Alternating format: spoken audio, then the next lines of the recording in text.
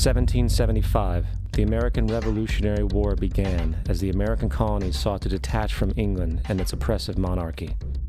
Though many reasons are cited for the revolution, one in particular sticks out as the prime cause: that King George III of England outlawed the interest-free, independent currency the colonies were producing and using for themselves, in turn forcing them to borrow money from the Central Bank of England at interest, immediately putting the colonies into debt. And as Benjamin Franklin later wrote, the refusal of King George III to allow the colonies to operate an honest money system which freed the ordinary man from the clutches of the money manipulators was probably the prime cause of the revolution. In 1783, America won its independence from England. However, its battle against the central bank concept and the corrupt, greed-filled men associated with it had just begun. So what is a central bank? A central bank is an institution that produces the currency of an entire nation. Based on historical precedent, two specific powers are inherent in central banking practice: the control of interest rates and the control of the money supply, or inflation. The central bank does not simply supply a government's economy with money, it loans it to them at interest. Then, through the use of increasing and decreasing the supply of money, the central bank regulates the value of the currency being issued. It is critical to understand that the entire structure of this system can only produce one thing in the long run: debt. It doesn't take a lot of ingenuity to figure this scam out. For every single dollar produced by the central bank is loaned at interest. That means every single dollar produced is actually the dollar plus a certain percent of debt based on that dollar. And since the central bank has the monopoly over the production of the currency for the entire country, and they loan each dollar out with immediate debt attached to it, where does the money to pay for the debt come from? It can only come from the central bank again, which means the central bank has to perpetually increase its money supply to temporarily cover the outstanding debt created, which in turn, since that new money is loaned out at interest as well, creates even more debt. The end result of this system without fail is slavery, for it is impossible for the government and thus the public to ever come out of the self-generating debt. The founding fathers of this country were well aware of this.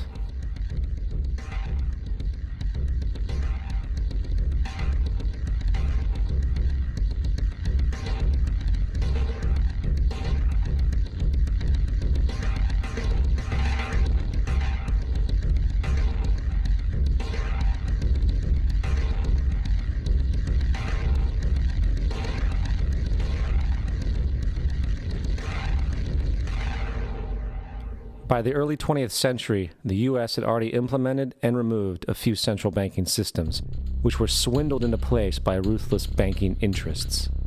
At this time, the dominant families in the banking and business world were the Rockefellers, the Morgans, the Warburgs, the Rothschilds.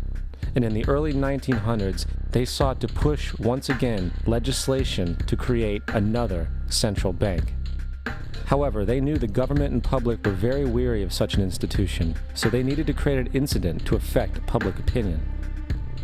So, J.P. Morgan, publicly considered a financial luminary at the time, exploited his mass influence by publishing rumors that a prominent bank in New York was insolvent or bankrupt.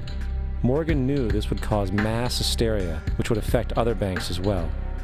And it did. The public, in fear of losing their deposits, immediately began mass withdrawals. Consequently, the banks were forced to call in their loans, causing the recipients to sell their property, and thus a spiral of bankruptcies, repossessions, and turmoil emerged. Putting the pieces together a few years later, Frederick Allen of Life magazine wrote, "The Morgan interests took advantage to precipitate the panic, guiding it shrewdly as it progressed." Unaware of the fraud, the Panic of 1907 led to a congressional investigation headed by Senator Nelson Aldrich, who had intimate ties to the banking cartels and later became part of the Rockefeller family through marriage. The commission, led by Aldrich, recommended a central bank should be implemented so a panic like 1907 could never happen again. This was the spark the international bankers needed to initiate their plan. In 1910, a secret meeting was held at a J.P. Morgan estate on Jekyll Island off the coast of Georgia. It was there that the central banking bill called the Federal Reserve Act was written. This legislation was written by bankers, not lawmakers. This meeting was so secretive, so concealed from government and public knowledge that the 10 or so figures who attended disguised their names when en route to the island. After this bill was constructed, it was then handed over to their political frontman, Senator Nelson Aldrich, to push through Congress. And in 1913, with heavy political sponsorship by the bankers, Woodrow Wilson became president, having already agreed to sign the Federal Reserve Act in exchange for campaign support. And 2 days before Christmas, when most of Congress was at home with their families, the Federal Reserve Act was voted in, and Wilson in turn made it law. Years later, Woodrow Wilson wrote, in regret,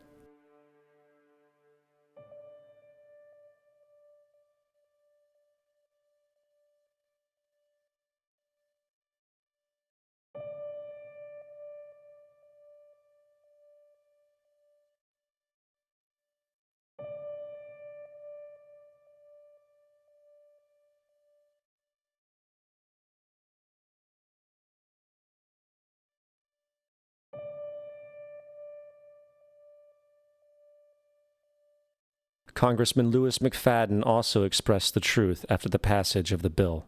A world banking system was being set up here, a superstate controlled by international bankers, acting together to enslave the world for their own pleasure. The Fed has usurped the government. Now, the public was told that the Federal Reserve System was an economic stabilizer, and inflation and economic crises were a thing of the past. Well, as history has shown, nothing is further from the truth. The fact is, the international bankers now had a streamlined machine to expand their personal ambitions. It's alive! It's alive! It's alive! For example, from 1914 to 1919, the Fed increased the money supply by nearly 100%, resulting in extensive loans to small banks and the public. Then, in 1920, the Fed called in mass percentages of the outstanding money supply, thus resulting in the supporting banks having to call in huge numbers of loans, and just like 1907, bank runs, bankruptcy, and collapse occurred. Over 5,400 competitive banks outside of the Federal Reserve System collapsed, further consolidating the monopoly of a small group of international bankers. Privy to this crime, Congressman Lindbergh stepped up and said in 1921, "Under the Federal Reserve Act, panics are scientifically created. The present panic is the first scientifically created one, worked out as we figure a mathematical equation." However, the panic of 1920 was just a warm-up. From 1921 to 1929, the Fed again increased the money supply, resulting once again in extensive loans to the public and banks. There was also a fairly new type of loan called a margin loan in the stock market. Very simply, the margin loan allowed an investor to put down only 10% of a stock's price, with the other 90% being loaned through the broker. In other words, a person could own $1,000 worth of stock with only $100 down. This method was very popular in the roaring 1920s, as everyone seemed to be making money in the market. However, there was a catch to this loan. It could be called in at any time and had to be paid within 24 hours. This is termed a margin call, and the typical result of a margin call is the selling of the stock purchased with the loan. So, a few months before October in 1929, J.D. Rockefeller, Bernard Baruch, and other insiders quietly exited the market, and on October 24, 1929, the New York financiers who furnished the margin loans started calling them in masse. This sparked an instantaneous, massive sell-off in the market, for everyone had to cover the margin loans. It then triggered mass bank runs for the same reason, in turn collapsing over 16,000 banks, enabling the conspiring international bankers to not only buy up rival banks at a discount, but to also buy up whole corporations at pennies on the dollar. It was the greatest robbery in American history. But that didn't stop there. Rather than expanding the money supply in order to recover from this economic collapse, the Fed actually contracted it, fueling one of the largest depressions in history. Once again outraged, Congressman Lewis McFadden, a longtime opponent of the banking cartels, began bringing impeachment proceedings against the Federal Reserve Board, saying of the crash and depression, "It was a carefully contrived occurrence. International bankers sought to bring about a condition of despair so that they might emerge the rulers of us all." Not surprisingly, and after 2 previous assassination attempts, McFadden was poisoned at a banquet before he could push for the impeachment. Now, having reduced the society to squalor, the Federal Reserve bankers decided that the gold standard should be removed. In order to do this, they needed to acquire the remaining gold in the system. So, under the pretense of helping to end the Depression, came the 1933 gold seizure. Under the threat of imprisonment for 10 years, everyone in America was required to turn in all gold bullion to the Treasury, essentially robbing the public of what little wealth they had left. And at the end of 1933, the gold standard was abolished. If you look at a dollar bill from before 1933, it says it is redeemable in gold. You look at a dollar bill today, it says it is legal tender, which means it is backed by absolutely nothing. It is worthless paper. The only thing that gives our money value is how much of it is in circulation. Therefore, the power to regulate the money supply is also the power to regulate its value, which is also the power to bring entire economies and societies to its knees.